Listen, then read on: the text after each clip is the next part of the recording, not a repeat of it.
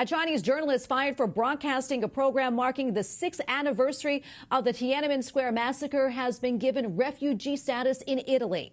On June 4th, 1995, Dalù aired a radio program on the massacre. He says that he was fired on the spot and forced to offer official apologies. In addition, his movements were regularly monitored by the Chinese communist regime. The 56-year-old later converted to Catholicism. He was given refuge in Italy thanks to the help of a lawyer, Luca Antonietti. Luca, Dalù's legal manager, joins us now from Rome. Luca, thank you so much for your time today. Thanks to you.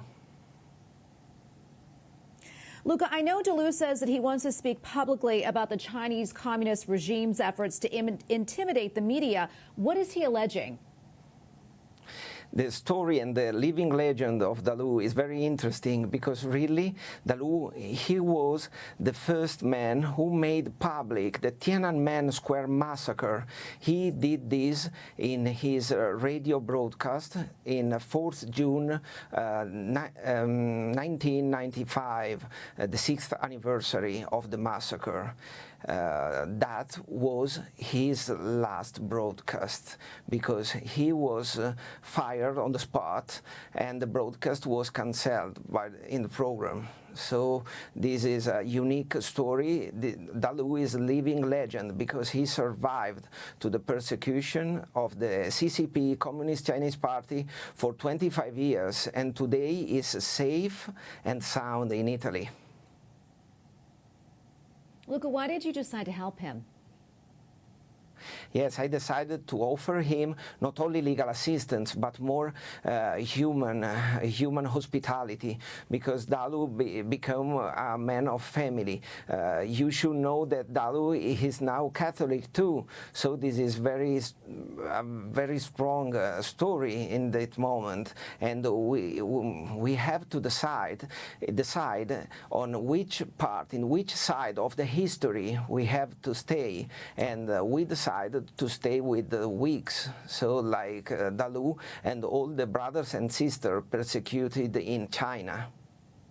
Why did Dalù decide to become Catholic? And also, can you talk about the church in China? The church in China is living a very difficult and hard moment. Dalù decided to come to Italy because his was like a spiritual homecoming, because he became Catholic only in 2010. He received the baptism with the Catholic Church, but it's very difficult now, the situation, because the regime and the dictatorship is very oppressive and is a bloody regime. So now we have to fight again, because it's not Dalù a peculiar case, but this is very spread in the Catholic community. What I can do now is that take care of Dalù, that is safe and sound, and going on to help Chinese brothers and sisters. I know you just mentioned that Dalù is safe and sound. I know he is with you and your family. What about his family in China? How are they doing right now?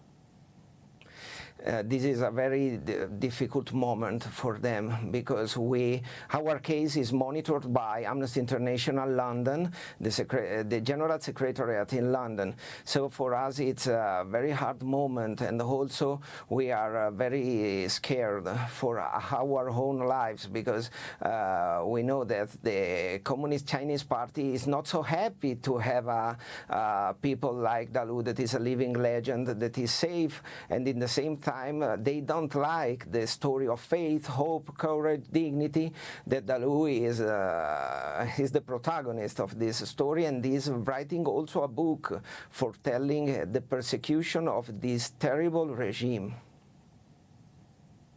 Well, Luca, thank you so much for your time today. We really appreciate it, and we also really appreciate you sharing Dalù's story with us. Thank you. Thank you. Thank you.